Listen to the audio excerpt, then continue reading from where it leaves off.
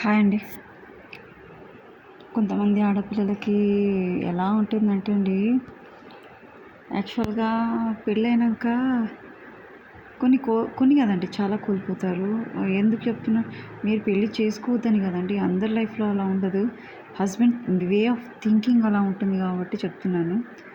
Husbands proper responsibility ఉండదండి. అమాయకత్వంగా ఆలోచిస్తారా, లేకుంటే స్వార్థం ఉంటుందా, నాది నేను చూసుకుంటా అనే ఉద్దేశం ఉంటుందా తెలియదు కానండి. ఒక్కోసారి భార్య ఫెడ్డప్ అయిపోతుందండి. మీకు ఒకటి వింతే చెప్పాలండి, ఏ భార్య అయినా పెళ్ళైన కానించి ఒక 20 ఏళ్ళ కానించి ఆ అమ్మాయి ఓటేయకుండా ఉన్నదంటే మీరు నమ్ముతారా?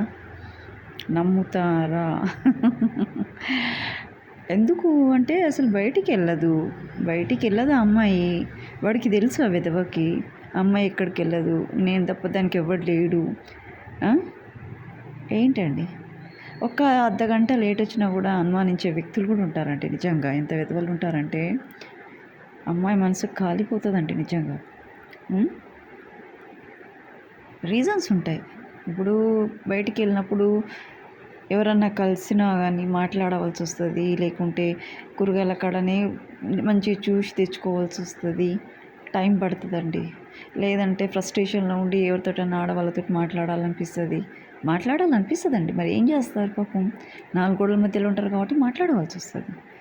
సో ఇలాంటి విధవలు ఉంటే ఆడవాళ్ళు అలానే వెళ్ళి ఎవరితోటన్నా ఆడవాళ్ళతో మాట్లాడాలనిపిస్తుంది. మరి ఏం చేస్తారండి నిజంగా? వదిలేసింది కదా అని పూర్తిగా అంటే తల్లిదండ్రుల దగ్గరికి వెళ్ళాలని పోనీయకుండా ఉంటేనేమో అరుస్తారు, కాలనీలో ఇజ్జత్ తీస్తారు. నిజంగా అండి, అసలు ఆ అమ్మాయి ఎందుకు భయపడుతుందో నాకు అర్థం కావట్లేదు. కానీ ఏంటంటే, మనం చదువుకున్నాం, సొసైటీలో ఎలా ఉండాలని ఒకే ఒక ఒపీనియన్ తోటి అమ్మాయి అనుకుంటుంది.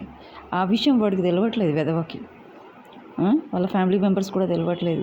ఆల్రెడీ ఇజ్జత్ పోగొట్టుకున్నాం, మళ్ళీ ఇజ్జత్ పోగొట్టుకున్నాం, ఇంకా ఎంతకని ఇజ్జత్ పోగొట్టుకుంటాం అనేది ఒక్కటే ఆలోచించాలండి. ఇప్పుడు ఒక్కతే ఉంటుంది ఆ అమ్మాయి ఇంట్లో, బయటికి వెళ్తే అనుమానం వీళ్ళకి.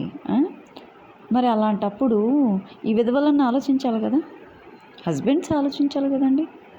తీసుకెళ్ళాలి, అలా బయటికి తీసుకెళ్ళాలి, సరదాగా వాకింగ్కి వెళ్ళాలి, భార్యతోటి ప్రశాంతంగా మాట్లాడాలి. ఎప్పుడు మాట్లాడతావురా నువ్వు చచ్చాకను? అది ఏమనుకుంటున్నావు, నువ్వు చచ్చాక కూడా నిన్ను గుర్తు చేసుకోవు. ఎందుకో తెలుసా, ఏంట్రా నాయన వీడు బతుకున్నప్పుడు వాడు మాత్రం ఎంజాయ్ చేస్తాడు, వాళ్ళ ఫ్యామిలీతో ఎంజాయ్ చేస్తాడు, నన్ను ఒంటరిగానే ఉంచాడు,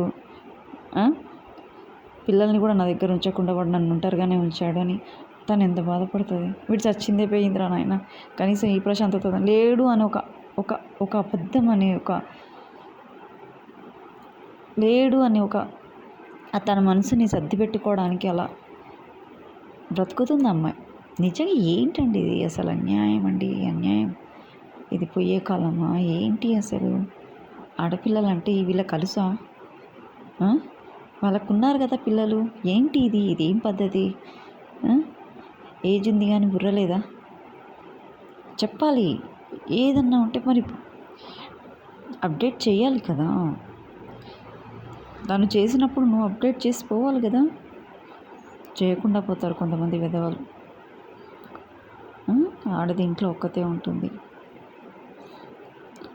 ఇంకోటి ఘోరం తెలుసా అండి, కొంతమంది ఆడవాళ్ళు పాపం ఒంటరిగా ఇంట్లోనే ఉంటారు డే అండ్ నైట్.